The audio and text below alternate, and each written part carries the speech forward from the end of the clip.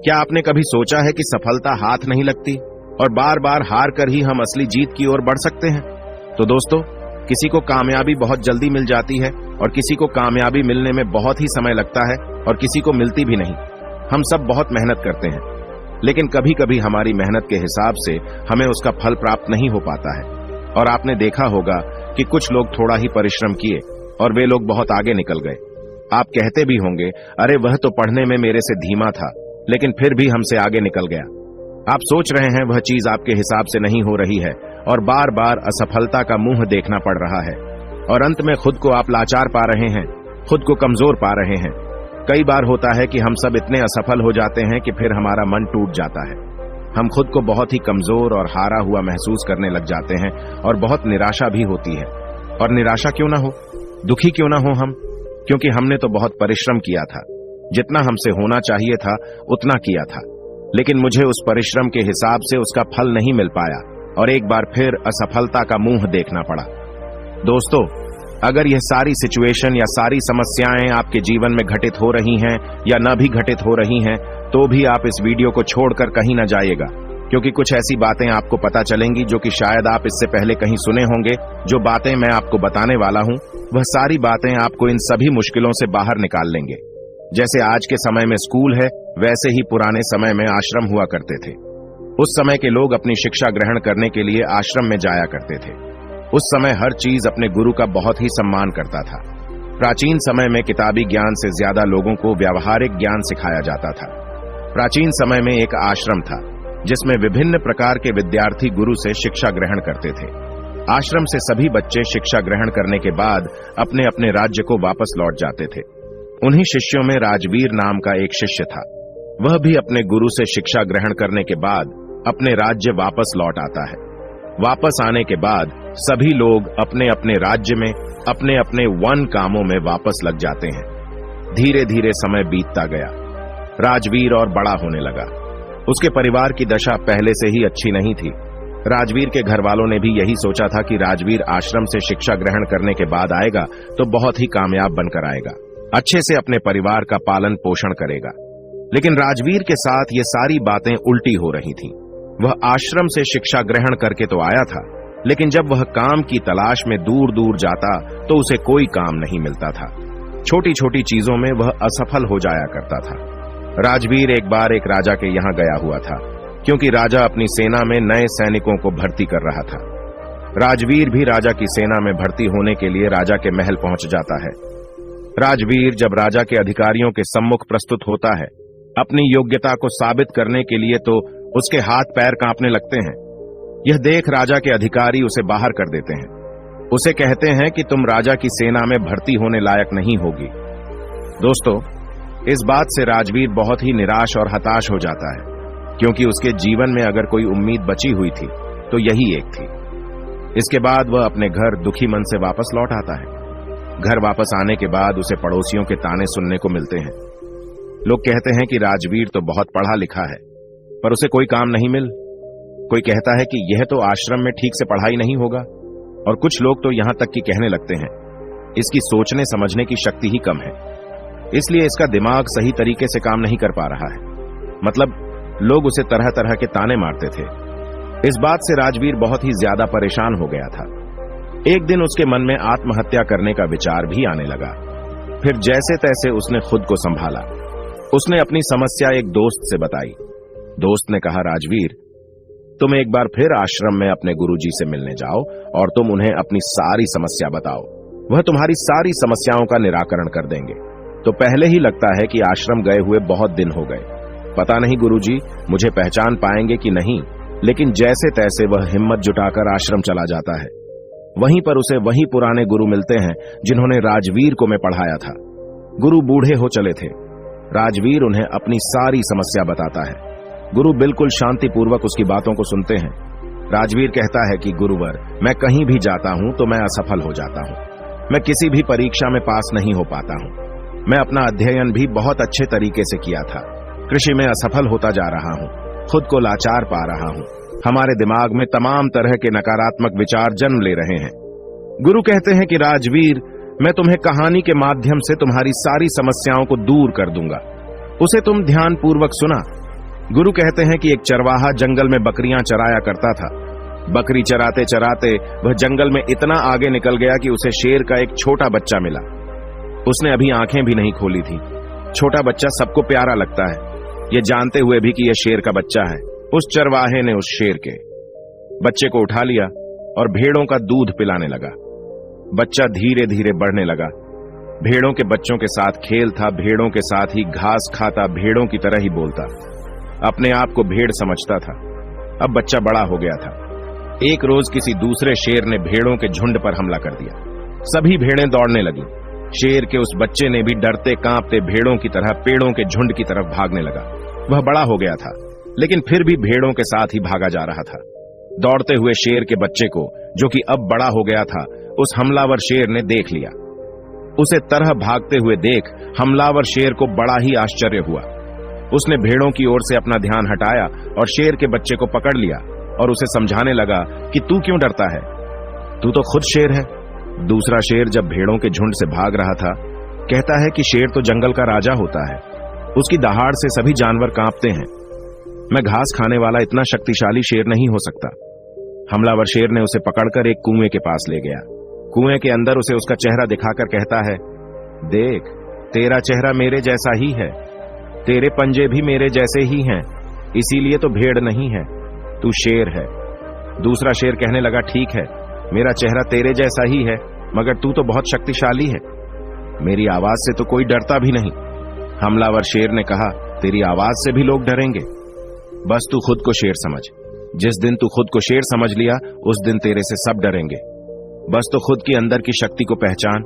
तुझे महसूस करना होगा कि मैं भी एक शेर हूं, मेरे पास भी ताकत है, मैं भी जंगल का राजा बन सकता हूं। जिस दिन तेरे मन में यह विचार आ गया, उसी दिन तू किसी से नहीं डरेगा। तो डर इसीलिए रहा है, या यूं कहें कि डर कर इसलिए भाग रहा था क्योंकि तू खुद को भेड़ समझ रहा था। जब तक तो खुद को भेड़ समझेगा तब तक तू भागता रहेगा, क्योंकि बचपन से ही तू खुद को भेड़ समझते हुए आ रहा था और खुद को भेड़ समझने लग गया था। इसलिए तू डर के भाग रहा था, क्योंकि बचपन से लोगों ने तुझे भेद्दा ही समझा है, किसी ने तुझे पुकारा ही नहीं, इसलिए तो खुद को भेड़ समझने लगा। गुरु ने कहा, राजवीर, तुम्हारी भी जिंदगी में यही हो रहा है। तुम्हारे पास सारी योग्यताएं हैं, लेकिन तुम भी खुद को भेड़ ही समझ रहे हो। इसका सबसे बड़ा कारण यह है कि कोई तुम्हें प्रोत्साहित नहीं कर रहा है कि तुम भी कर सकते हो। लोग तुम्हें बस अपनी नकारात्मक ऊर्जा ही दे रहे हैं। लोकतंत्र बस यही कह रहे हैं कि राजवीर पढ़ा नहीं है, राजवीर योग्य नहीं है, इसीलिए उसे कहीं पर भी कोई काम या नौकरी नहीं मिल रही है। तुम्हारे चाहने वाले पास पड़ोस वाले असफलता का डर तुम्हारे दिमाग में भर दिए हैं। बचपन से ही वे लोग तुम्हें अयोग्य ही बोल रहे हैं और अयोग्य ही समझ रहे हैं। इससे तुम्हारी मानसिक दशा अयोग्य सी हो गई है। तुम कैद हो गए हो, तुम खुद को हारा हुआ महसूस करने लगे हो, क्योंकि लंबे समय तक जब किसी को अयोग्य असफल बोला जाएगा तो उसका दिमाग सच में अयोग्य असफल हो जाता है। वह खुद को कमजोर और लाचार समझने लगता है, क्योंकि लोगों ने उसे कमजोर, लाचार ही बोला है। इस दुनिया में प्रोत्साहित करने वाले लोग बहुत ही कम हैं। राजवीर, चारों तरफ लोग बस नकारात्मक ऊर्जाएं ही देंगे। वह तो चाहते हैं कि तुम जिंदगी में सफल ना हो, तुम भीड़ ही बने रहो, क्योंकि वे लोग तुम्हें भेड़ की तरह पालना चाहते हैं। उन्हें भी डर है कि अगर तुम शेर बन गए तो तुम उन्हें खा जाओगे, क्योंकि शेर से सब डरते हैं। अर्थात उन्हें डर है कि तुम जिंदगी में आगे निकल जाओगे। अगर जिंदगी में कोई व्यक्ति आगे निकलता है तो सबसे पहले पास पड़ोसियों को ही दुख तकलीफ होती है। सफल होने से पहले तुम खुद को अपने अंदर बदलाव लाओ, खुद को शेर की तरह समझने का प्रयास करो। जिस दिन तुम खुद को शेर और योगी समझने लगे, तुम्हें खुद पर भरोसा हो जाएगा, तो तुम खुद ही सफल हो जाओगे। गुरु कहते हैं कि राजवीर, अगर किसी बच्चे को बचपन से ही बोला जाएगा तो कुछ नहीं कर सकता, तू असफल हो जाएगा। तू कह रहा है पढ़ाई भी सही से नहीं कर रहा है, तो जिंदगी में वह कुछ नहीं कर पाएगा।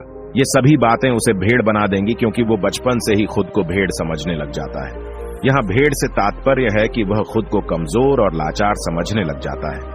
उसे लगता है कि वह जिंदगी में सफल नहीं हो सकता। लोग उसे खुद कमजोर बना देते हैं, लेकिन अगर उसके दिमाग में बचपन से ही बोला जाए कि तू शेर है तो कर सकता है, तेरे अंदर बहुत ताकत है, तेरे अंदर बहुत हिम्मत है, दुनिया की कोई भी ताकत तुझे सफल होने से नहीं रोक सकती।